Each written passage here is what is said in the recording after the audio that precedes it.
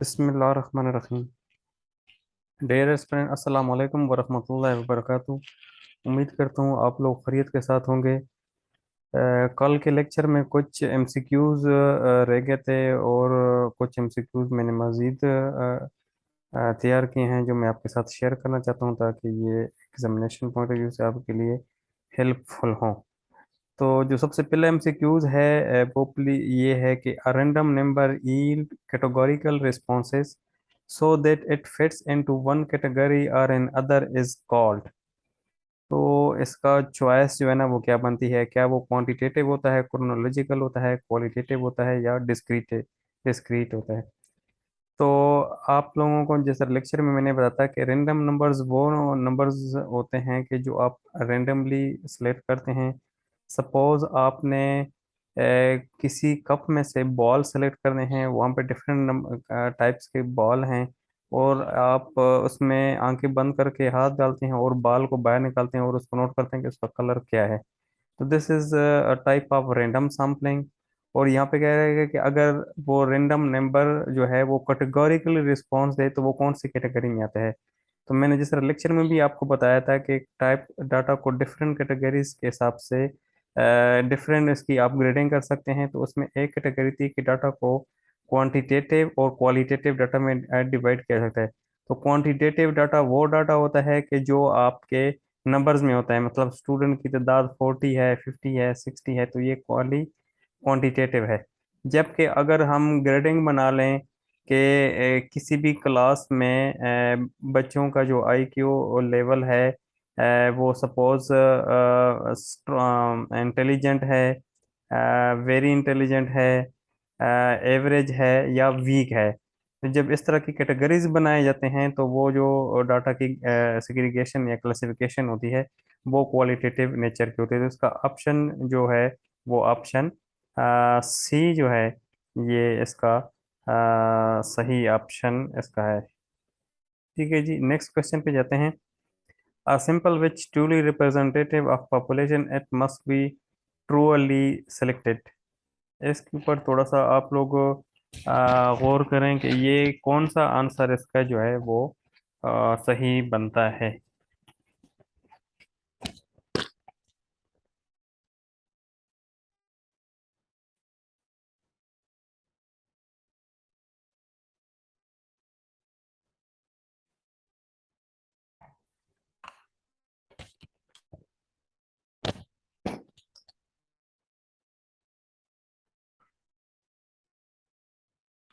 A simple which truly representative of population it must be truly selected, seriously selected, confidentially selected, responsibly selected और randomly selected। तो इसमें से कौन सा option आप लोग बताएं कि इसमें से होगा।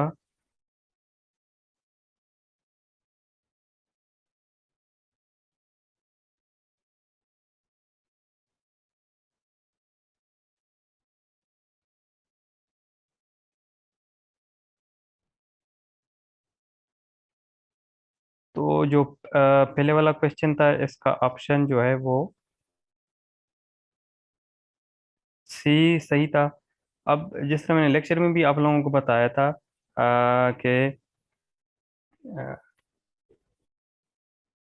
कि सिंपल जो best representative of the population होता है उस वक्त होता है कि जब आप उसको रेंडमली सेलेक्ट करते हैं।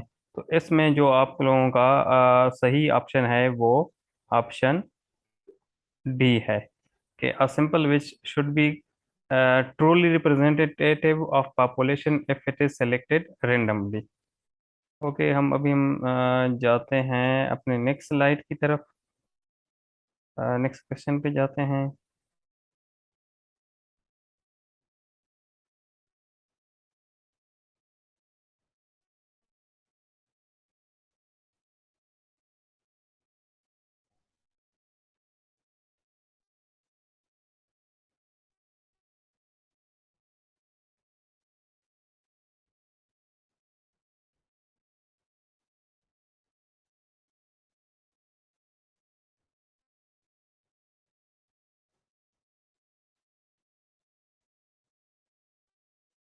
अच्छा, in random sampling each element of selection has क्या जब रैंडम सैम्पलिंग आप कर रहे होते हैं तो जो हर सैंपल के चांसेस होते हैं वो ट्वाइस होते हैं, वंस होते हैं, इक्वल होते हैं, मोर होते हैं?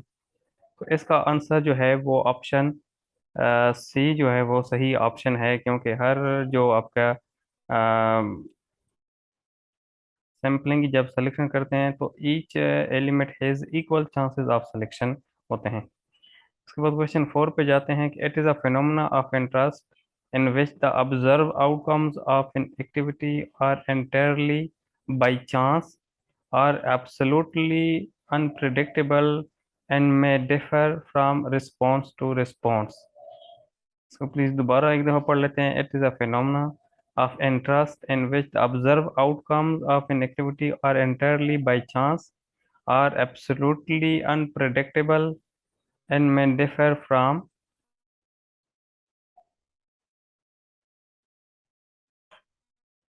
response to response। तो ये कौन सा वेरिएबल होता है कि जो अनप्रिडिक्टेबल होता है? तो ये जिस तरह मैंने लेक्चर में भी आप लोगों को बताया था कि जब आप रैंडम सैम्पलिंग कर रहे होते हैं तो आपका इंटरेस्ट ये जो होता है कि जो आप कोई ऑब्जर्वेशन ले रहे हैं, जिस तरह मैंने बॉल की एग्जांपल दी थी कि अगर किसी बैग में से आप बाल निकाल रहे हैं और बाल को हाथ डाल के बाल को बाहर निकालते हैं और नोट करते हैं कि इसका कलर कौन सा है, येलो है, रेड है, वाइट है, और नोट करने के बाद दोबारा वापस रख लेते हैं, तो वो कहलाया जाता है कि विद रिप्लेसमेंट, कि आप उसको कर दिए तो फिर दोबारा वापस रिप्लेस करके रख दिया है। अगर वो बाल को नोट करके आप बाहर रख लेते हैं, उस दोबारा को बाल को दोबारा उस बैग के अंदर नहीं रख लेते हैं, तो वो विद आउट रिप्लेसमेंट रहता है। और ये जो सिलेक्शन का तरीकाकार है ये है रेंडम वेरिएबल, क्योंकि रेंडम वेरिएबल में जो रिस्पॉन्स है वो डिफर होता है, हर रिस्पॉन्स डिफर होता है। एक दफ़ा आपने बॉल बैग से निकाला और उसको नोट कर लिया है, वो रेड निकला, दोबारा उस बॉल को अपने अंदर रख दिया है और दोबारा आपने हाथ डाला है और वहां से बैग से बॉल निकाला है, तो बॉल वो इट माइट बी वो रेड भी हो सकता है, ब्लैक भी हो सकता है, येलो भी हो सकता है। तो ईच रिस्पांस जो है वो डिफर कर रहा होता है, और ये उस वक्त होता है कि जब आप रेंडम सैम्पलिंग कर रहे होते हैं। उसके बाद पांचवा question, the method of sampling in which the choice of simple atom depends exclusively on the judgement of investigator is term as. मैं दोबारा रिपीट कर देता हूँ। The method of sampling in which the choice of simple atom depend exclusively on the judgement of investigator is term as. तो इसका जो option बनता है वो ऑप्शन डी जो है, ऑप्शन इसका जो डी है ये इसका सही ऑप्शन बनता है। क्योंकि देखें इसमें बड़ा एक्सक्लूसिवली डिफाइन किया हुआ कि अगर इन्वेस्टिगेटर कि जजमेंट के ऊपर वो पॉपुलेशन सैम्पलिंग की सिलेक्शन कर रहा है तो वो कौन सी सैम्पलिंग होगी, तो ये जजमेंटल सैम्पलिंग या जजमेंट सैम्पलिंग कहलाई जाएगी। उसके बाद नेक्स्ट क्वेश्चन 6 पे जाते हैं। The purpose and scope of the study must be clearly specified before any procedure for data analysis, data collection, data selection, and data handling are to be data selection of are selected as for sorry for established। तो कोई भी study को select करने से पहले उसका scope और उसका पर्पस जो है ना वो आइडेंटिफाई होना चाहिए, लेकिन ये चीज़ किस से पहले होनी चाहिए? तो जिस तरह मैंने आपको उसके दौरान भी बताया है कि डाटा कलेक्शन से पहले आपको उसका पर्पस और स्कोप जो है ना वो पता होना चाहिए। अगर आपको किसी डाटा के पर्पस और स्कोप के बारे में नहीं पता है तो ज़ाहिर है आप डाटा के ऊपर जो है वो आप एनालिसिस वगैरह नहीं कर सकते हैं जब तक उसका स्कोप। तो डाटा की कलेक्शन से पहले आपके पास उसके जो है ना वो पर्पस और उसका जो है स्कोप है ना वो पहले से पता होना चाहिए। तो उसका ऑप्शन जो है वो डी सही है। If a sample is truly representative of the population, the characteristic sample can be considered to be the same as those of the population। दरमियान में क्या होना चाहिए? मैं दोबारा रिपीट कर लेता हूँ। If a sample is truly representative of the population, the characteristic sample can be considered to be the same as those of the random population, variable population, good population, entire population। ये कहना ये चाह रहा है कि अगर कोई simple जो है वो हकीकी तौर पर किसी पॉपुलेशन को रिप्रेजेंटेटिव है करने वाला है, तो उस सिंपल के करेक्टरिस्टिक्स जो है ना वो एज्यूम किए जाएंगे कि वो एक जैसे हों पूरी पॉपुलेशन के जो एंटायर पॉपुलेशन है उसके और सैंपल के जो करेक्टरिस्टिक हैं दोनों सेम होने चाहिए। तो रैंडम वेरिएबल गुड इसमें से कोई भी नहीं सही है, तो इसमें से ऑप्शन डी जो है वो सही आता है कि एंटायर पॉपुलेशन को जो है एक चीज जो अपने एग्जाम में नोट करनी है कि वो अपने अपने आईक्यू लेवल को भी इस्तेमाल करना है। अब देखें इनमें से कोई भी जो मल्टीपल चॉइस हैं वो सूटेबल नहीं होते हैं कि अनलेस जो एंटायर पॉपुलेशन का वर्ड है वो इसके अंदर बड़ा सूट कर रहा है। If the simple size is too small it may not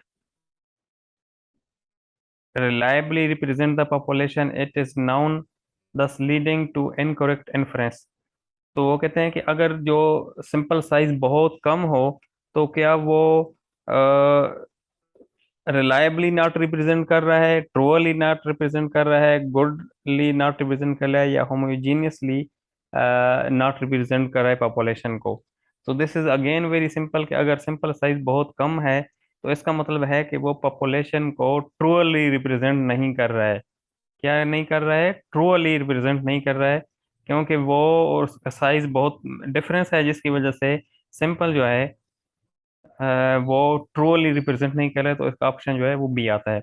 इसी तरह क्वेश्चन 9 पे जाते हैं। When investigator use the data which has already been collected by some other such data is called. ये भी बहुत ही इजी क्वेश्चन है, मैं आप लोगों को अपने लेक्चर में बता चुका हूँ कि देयर डाटा की डिफरेंस बेसिस के ऊपर कैटेगरी की जाती है।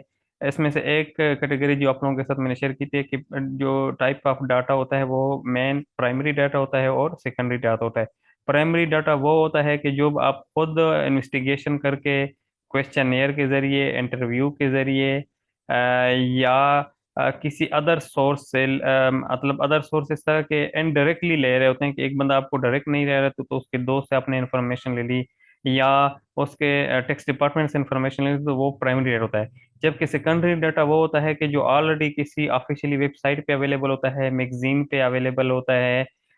जिस तरह पाकिस्तान जो स्टेट बैंक ऑफ पाकिस्तान है उसकी वेबसाइट पे अगर आप बैंकिंग का डाटा उठा लेते हैं तो वो सेकेंडरी डाटा होता है। तो इसमें लिखा हुआ कि when investigator use the data which is already been collected by some other, कि ऑलरेडी वो डाटा किसी और ने कलेक्ट किया हुआ है और आप उस डाटा को इस्तेमाल कर रहे हैं, तो वो सेकेंडरी डाटा। तो इस लिहाज से इसका जो सही ऑप्शन है वो है सेकेंडरी डाटा। ठीक है। सपोज जिस तरह आपका बिजनेस रिकॉर्डर के ऊपर डाटा पड़ा हुआ है पाकिस्तान स्टॉक एक्सचेंज के ऊपर, जो डिफरेंट स्टॉक एक्सचेंज के जो स्टॉक इंडेक्सेस हैं उनका डाटा पड़ा हुआ है, और Pakistan stock exchange sorry state bank of Pakistan की वेबसाइट के ऊपर डाटा पड़ा हुआ है। इस तरह काफ़ी वेबसाइट हैं जिसमें डाटा अवेलेबल है। अगर उन वेबसाइट से आप डाटा रिट्रीव करते हो, मैगजीन से रिट्रीव करते हो, न्यूज़पेपर से रिट्रीव करते हो, तो ये सारे सोर्सेज हैं सेकेंडरी डाटा के। When the data is collected through questionnaire, this is again very important, or I have already taught you people in my lecture कि अगर डाटा को आप क्वेश्चनेयर के जरिए, डायरेक्ट इंटरव्यू के जरिए, पर्सनल ऑब्जर्वेशन के जरिए कलेक्ट कर रहे होते हैं तो वो प्राइमरी डाटा होता है। इस लिहाज से इसका जो आंसर है वो प्राइमरी डाटा है। उम्मीद करता हूँ कि आपको ये वाली जो वीडियो है वो पसंद आई होगी। और तो आज के लिए इतना ही का था काफ़ी है। और नेक्स्ट वीडियो में इंशाल्लाह मैं आपको बाकी जो एमसीक्यूज हैं वो आप लोगों के साथ शेयर करता हूँ। उम्मीद करता हूँ कि आपको ये वाली वीडियो पसंद आ गई होगी। है इस उम्मीद के साथ कि अल्लाह ताला हम सबको अपने हिफ्ज़ व अमान में रखे। वमा अलैना इल्लल बलागुल मुबीन।